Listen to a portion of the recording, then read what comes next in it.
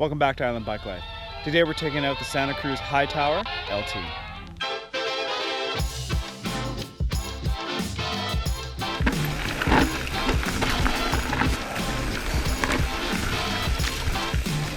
Matter.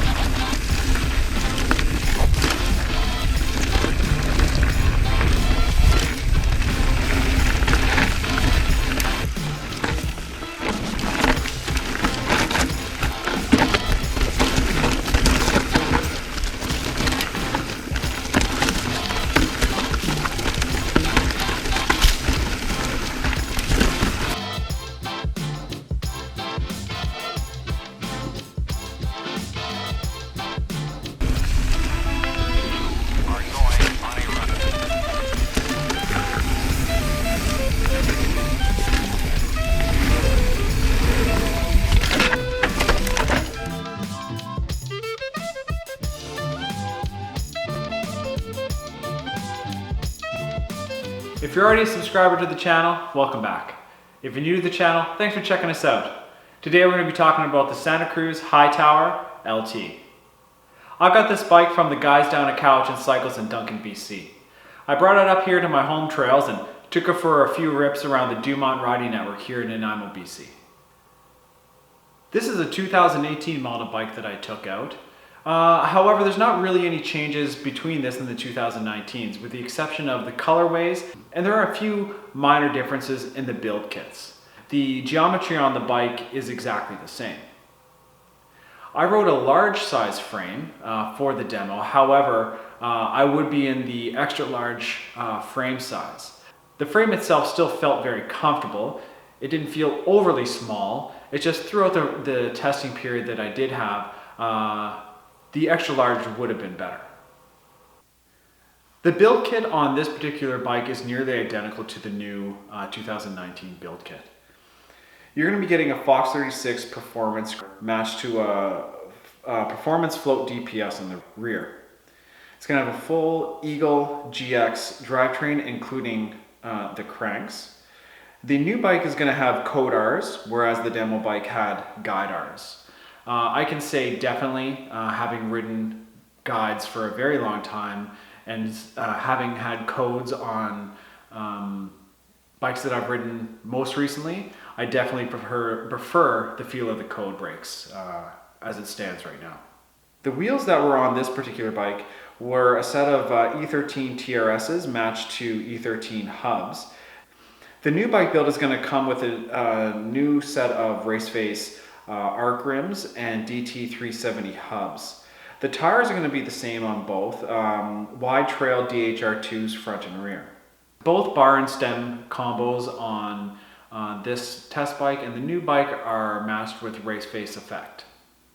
And the RockShox reverb with the standalone 1x dropper also is the same. When it came to climbing, I would say this is the one area, and probably the only area, where I didn't love this bike.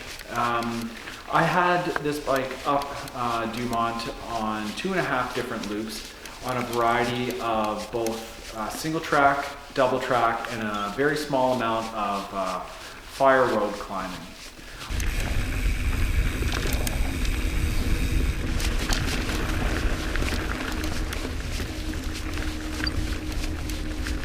Pretty standard when it comes to fire road climbing. It's good in the saddle on steeper sections where you want to take off a couple of gears and stand up. There's not really any major pedal bob that's noticeable.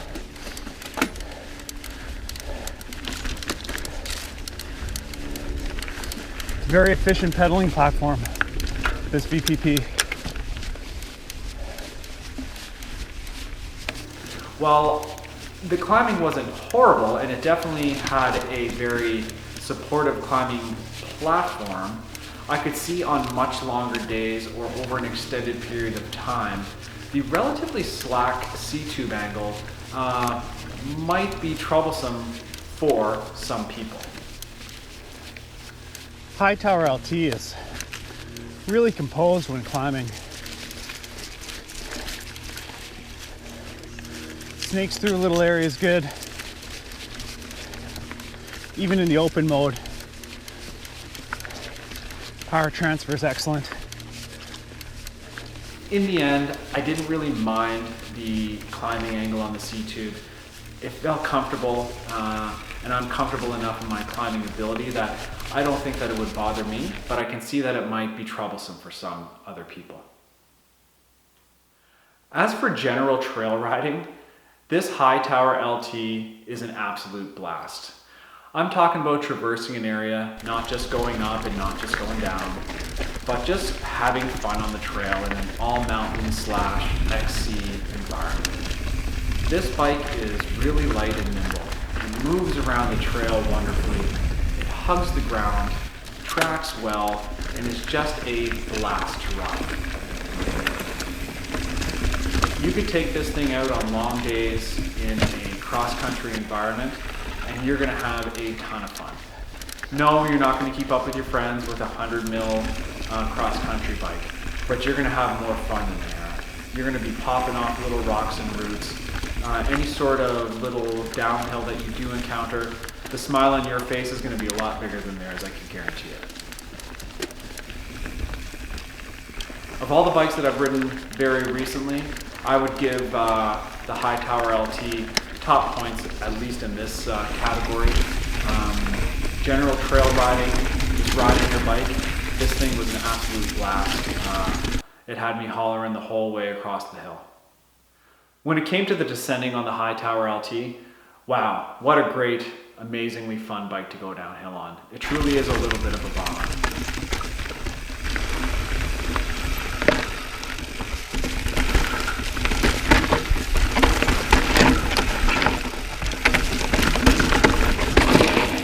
Woo!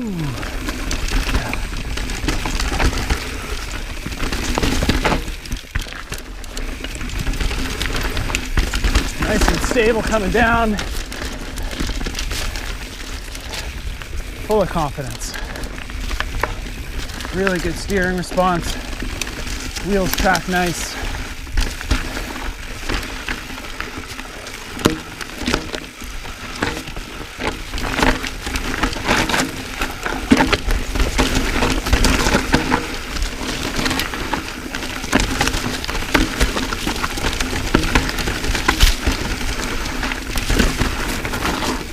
Nice and composed over that loose marbly rock.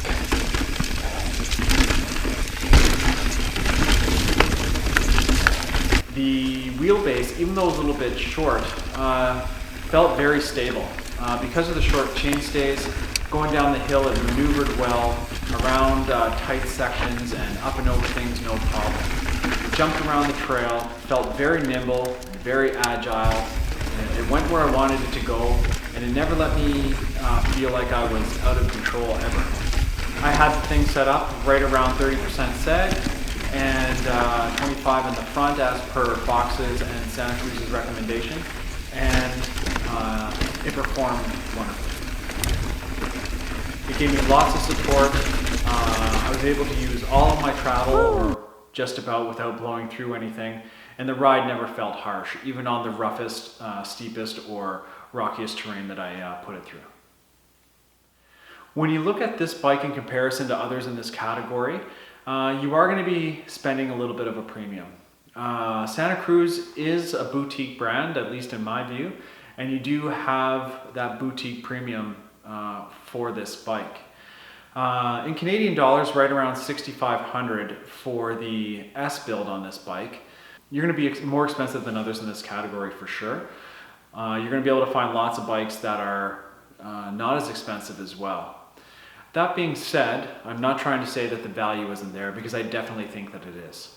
Out of all the bikes that I've been on and all the bikes that I owned, I can say without a doubt that the build quality on Santa Cruz bikes truly is second to none. So what are my final thoughts on this bike, and who might this bike be for? Well, the Hightower LT is definitely one of those bikes that can definitely do it all. If you only want one bike to bring to any biking situation that you can find, this is definitely good for you. It climbs really well in spite of the relatively slack C2 angle, which shouldn't turn people off, but it is something to know that is there. General trail riding is wonderful, and descending it's excellent. Oh yeah. If it was my personal bike, I would probably Just cruises over those up the fork travel to 160. root gardens. In doing so, you're going to slacken the head tube out Charges to about into them nice and hard, but 65.9. Unfortunately, that is going to doesn't really translate to a slacker C2. dull it down. It's still fun. You can feel them move around. However, with the increased torque in the front, you're going to reduce your reach, which would change your riding position. So overall, I don't know that the climb would necessarily feel or be affected more so than it is at the 150 setup.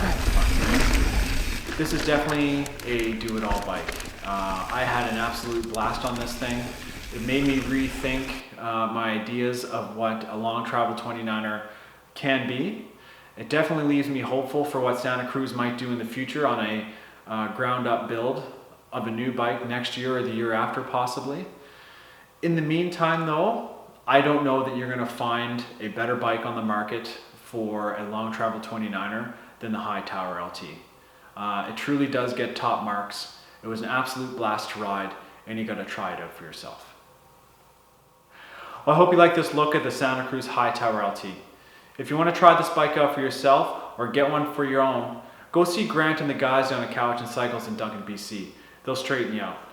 If you like what I'm doing here, think about hitting the subscribe and the like button. Leave me a comment down below. I'd love to know what you think. And come and find me on Instagram. Thanks again for watching. Now let's go hit the trails.